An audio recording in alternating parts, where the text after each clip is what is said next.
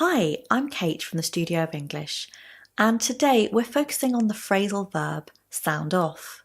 Let's look at an example of how we can use it.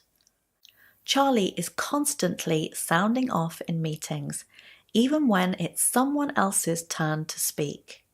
So if you sound off, do you A, summarise the most important points of something, or B, express your opinions strongly, often without being asked, or C, stop speaking? It is in fact B, so well done if you chose B.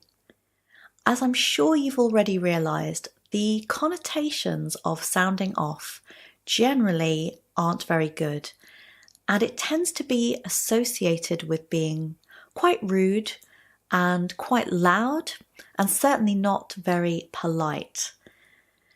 Anyway, so that's it for this short phrasal verb lesson. Don't forget to subscribe if you haven't already done so, and I look forward to seeing you in the next lesson. Bye for now.